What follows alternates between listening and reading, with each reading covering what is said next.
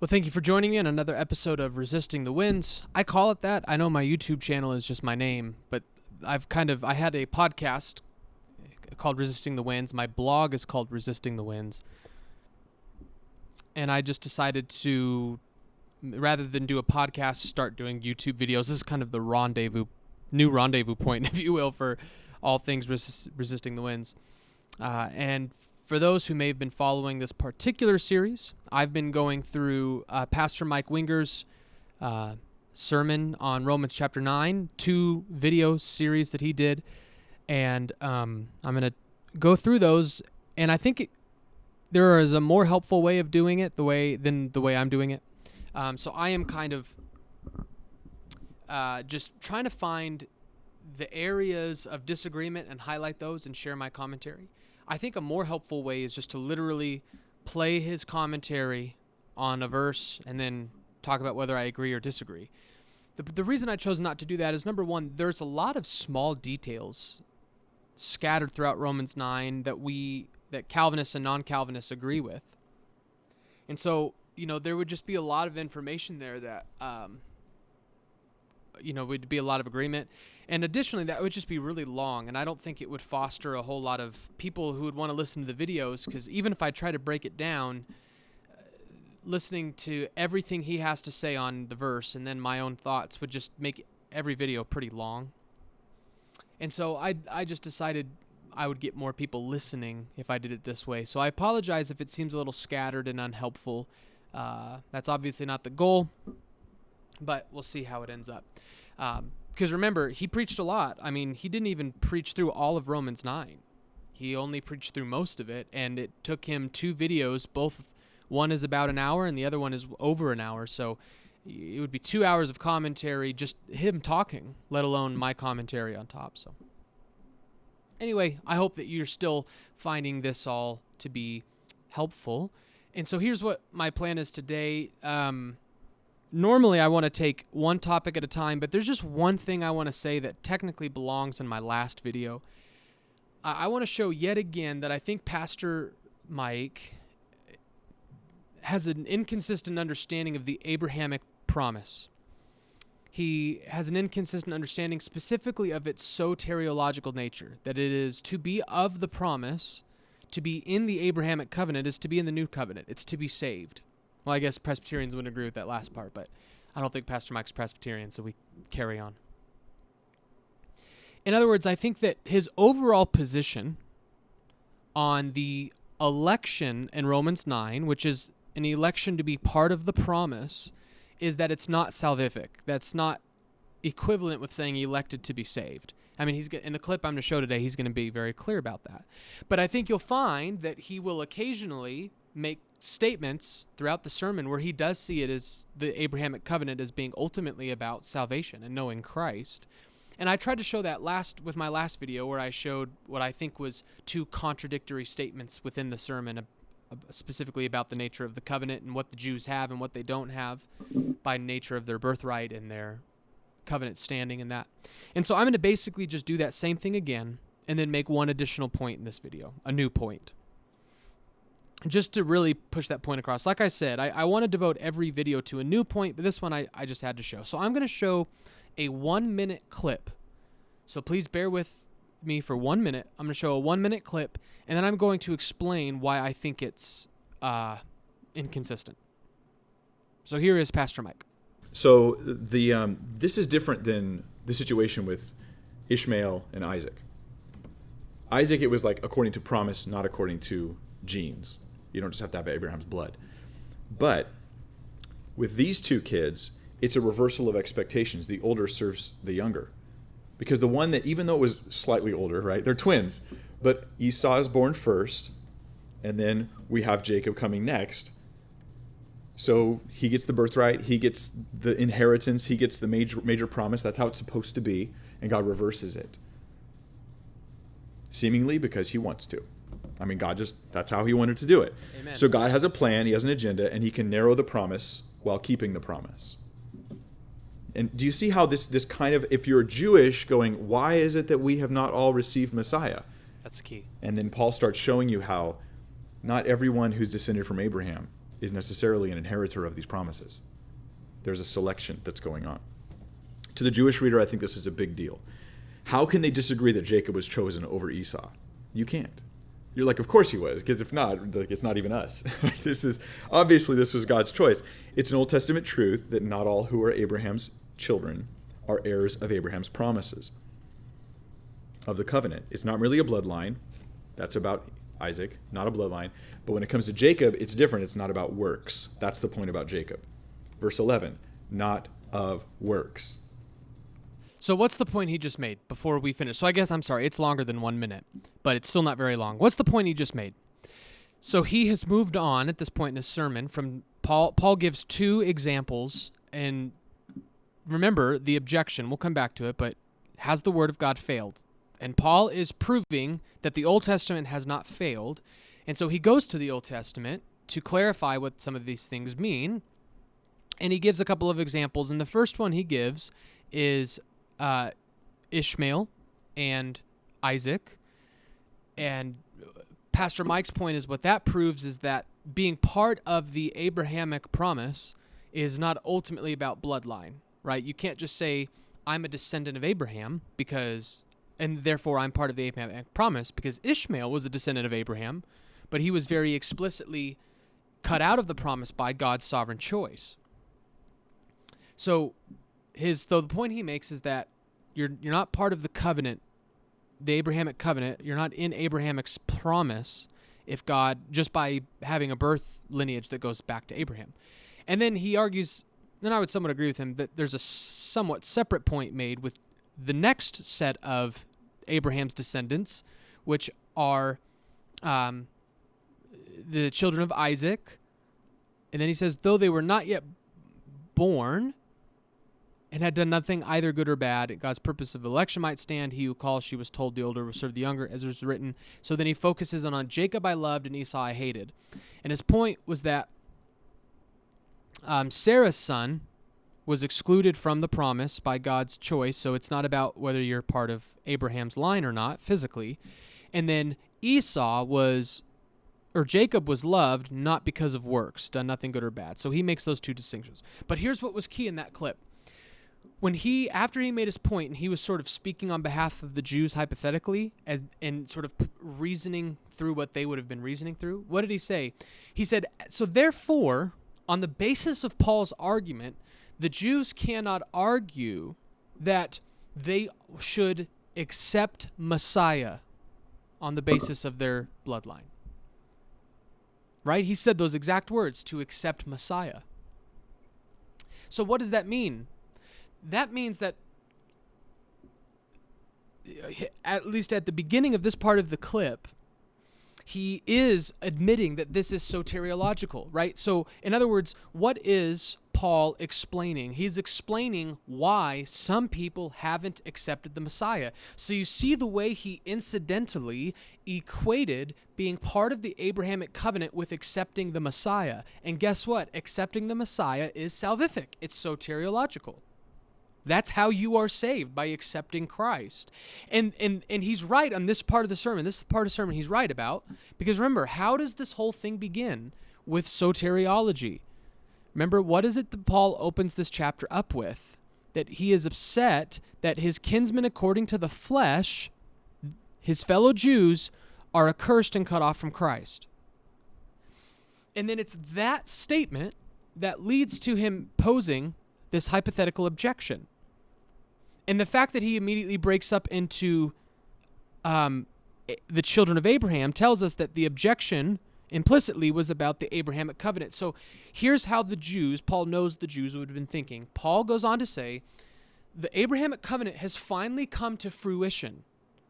The promise to Abraham has finally arrived. And in light of that, I want to remind you that many of Abraham's descendants are not in that promise. They're not saved. And so the Jews are thinking, well, wait a minute. The Old Testament promised that Abraham's descendants would be saved because they're part of the Abrahamic covenant, which we now know is fulfilled in Christ. So to accept Messiah is to be part of the Abrahamic blessing. So how is it that all these people that God said would be saved, by being Abraham's descendants are actually not saved, even though they're Abraham's descendants. That's the objection that they're raising. So he's absolutely right when he says Paul is explaining why some of the Jews, some of the descendants of Abraham, Isaac, and Jacob, have rejected Messiah. The Abrahamic covenant is about accepting the Messiah, and the reason some of them haven't is why? God's choice. That's what he's essentially said to this point. And then guess what he goes on to say immediately after? Is this about salvation? No. I don't think God was choosing Jacob and his descendants to be saved and Esau and his descendants to be condemned. Maybe not in its Old Testament context, but that's clearly, he's at least using that covenantal selection to make the point about God's ability to choose who is in the Abrahamic blessing and who is not. And what did he just say before he said this? The Abrahamic blessing is ultimately about what? Accepting the Messiah. That's how you're in it. That's what is part of it.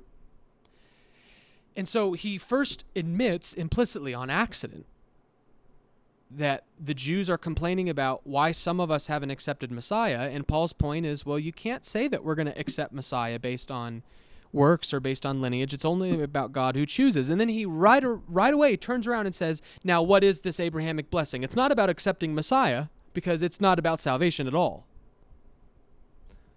But you just said it was. Now, here's the point. I don't think this is just a slip of the tongue. It may have been, but I think what's behind it is there's a cognitive dissonance here. I don't think that Pastor Mike has a consistent understanding of what the promise in view is. In 6 through 13, Paul is talking about being part of the promise. And he goes on to say that it's just to be a carrier of the promise. That's where we make a mistake. We make every choice God makes is always about salvation, but that's not the case. Here it's about the carriers of the promise. But a second ago, he said it was about accepting Messiah. Right? So what does it just mean to be a carrier of the promise? So I think that there's an inconsistent view of the nature of the Abrahamic covenant. And I think we also made that point last week. So that's the first argument I want to make. Now, he said something in there. I'm not going to play another clip from him. But if you listen to the sermon, I think you'll find what I'm saying is not misrepresenting him.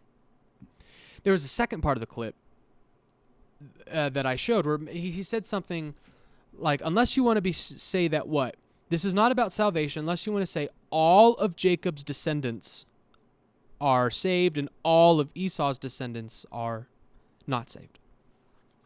And that's because Pastor Mike operates under the assumption that almost all non-Calvinists operate on. This point of contention is a major one. It's not just me and Pastor Mike.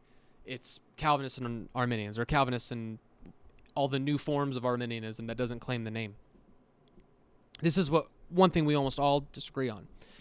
And that is that they want to read Jacob and Esau not necessarily as individuals, but as the nations that we know they came to birth and ultimately represent. And you'll often find, Pastor Mike may have done this, but I can't quite remember. You'll often find, people turning to Genesis and showing that Jacob is a nation and Esau is a nation.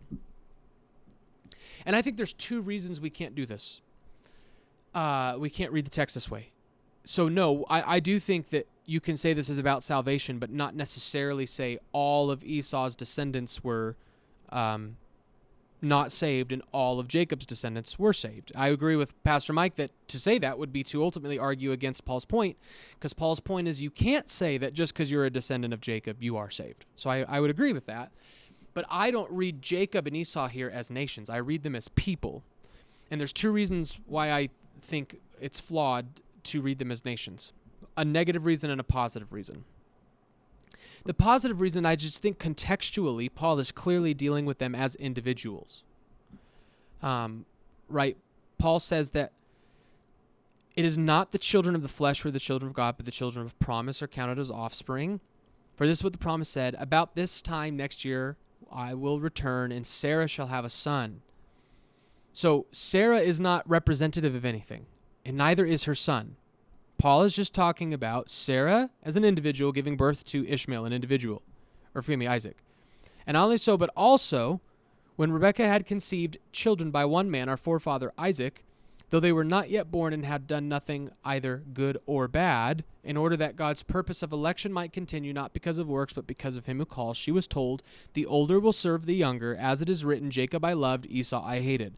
Again, there is nothing in this context to suggest that Jacob and Esau include all of their descendants in the nations that they came to represent. The text is clearly dealing with individuals. This woman married this man and gave birth to this son, and this son was not a part of the promised line, and this son is a part of the promised line. That's all the text is saying. There is no reason, contextually, to read these as nations or as people groups. But here's what's interesting. The reason people oftentimes do that is not because there's any reason in the immediate context, but it's because of the context of the Old Testament. They will say, well, in the Old Testament, these are clearly identified as representatives of their nation, so we have to read that in to Paul's train of thought in Romans 9. And so that leads me to my next point as to why you shouldn't do that. That is a bad way to interpret Paul's use of the Old Testament. If you were to go and buy a book that D.A. Carson edited, I can't remember its title, but D.A. Carson edited a book where what the book does is it takes every single instance in the New Testament where the Old Testament is quoted, and it categorizes and explains how it's being interpreted. And what you'll find is not only is that an extensive project, the book is, I think it's well over 1,000 pages. It's huge. But here's what you'll also find. There's not just one way that the apostles interact with the Old Testament. The apostles interpret the Old Testament in a variety of different ways and use it for a variety of different purposes. So if we just go through the New Testament and say, oh, there's a citation in the Old Testament, let me go to the Old Testament and figure out by itself what it means, and then impute that meaning back into the New Testament, we've actually worked entirely backward, because the purpose of the apostles is to interpret the Old Testament for us.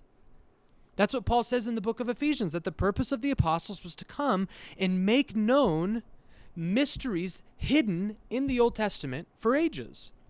So it's not our job to read the Old Testament, figure out its meaning, and then limit Paul to that meaning. Paul must mean this because that's what I got from the Old Testament. No, Paul gets to tell us what to get from the Old Testament. Does that make sense? And here's why we can't do that. Because Paul quotes other Old Testament scripture as at the end of Romans 9, and here's what's interesting. I don't think Pastor Mike talks about this verse in either of his two videos. I haven't seen the second one yet, but in the second one, the title of the video says that he goes only from Romans, I think it's 16 or 17. He goes from Romans 17 and he goes all the way to 24. So he doesn't finish 25 and 26. So I don't think Pastor Mike says anything about this, and I would be interested to, because here's my claim. If you interpret Paul's citation in 25 of the Old Testament the same way Pastor Mike is interpreting 12 and 13, you're in big trouble. You're in big trouble. And here's why. Because if you were to go through, so Paul quotes from Hosea in 25, and what point is he proving when he quotes Hosea? He's proving this point. What if God, desiring to show his wrath and to make his power known, has endured with much patience vessels of wrath prepared for destruction, in order to make known the riches of his glory for vessels of mercy, which he prepared beforehand for glory? And we'll cover all that when Pastor Mike gets to it. And then here's the key.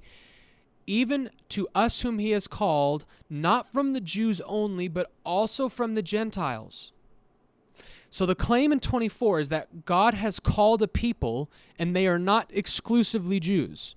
They have Jews in it, but it's not from the Jews only, it's also from the Gentiles. And then he says in verse 25, as indeed he says in Hosea. So Paul believes that Hosea prophesied that one day God would call the Gentiles as vessels of mercy.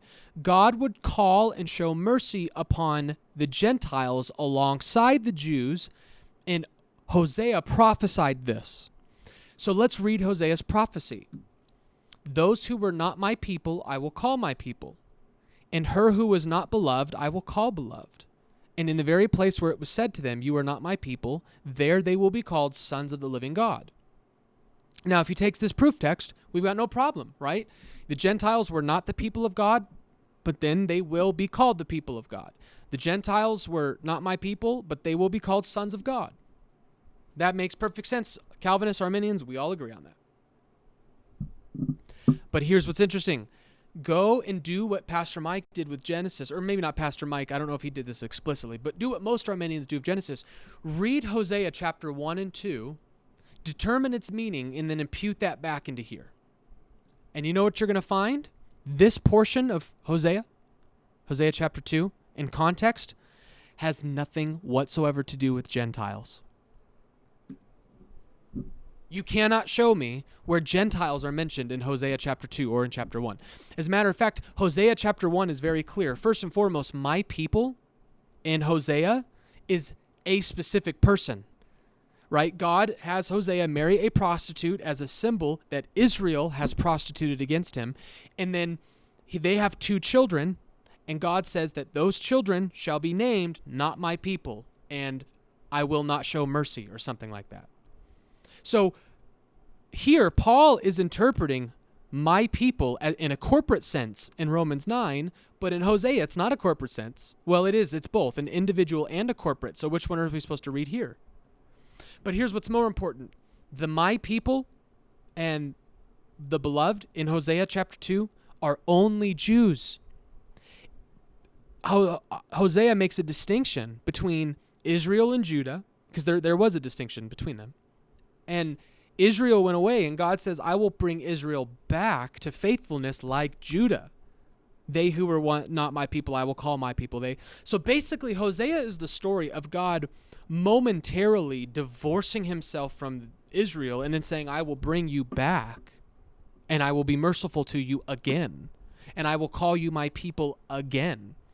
But here's the point. If you read Hosea 1 and 2, Hosea 2 is not a prophecy that Gentiles will be called. It's a prophecy that fallen away Jews will be called. But how does Paul interpret it?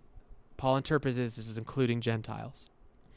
So if you apply the same standards that are usually applied in 11 and 12 and 13, down here in verse 25 and 26, you will have a clear-cut contradiction on your hands. Or maybe not a contradiction, but you will have to say, Paul has misinterpreted this. You will have to deny biblical inerrancy. But what we should rather do is let Paul interpret the Old Testament for us.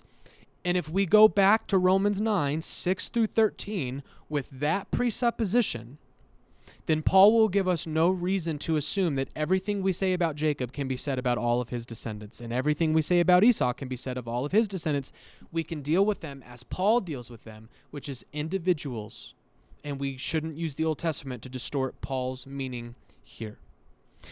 Now, that's all I think I'm going to say about the Abrahamic covenant and Jacob and Esau and what they represent. Now we're going to start getting into the objections that Paul raises, the hardening of Pharaoh's heart. It's really going to get juicy later on, so I hope you will keep watching.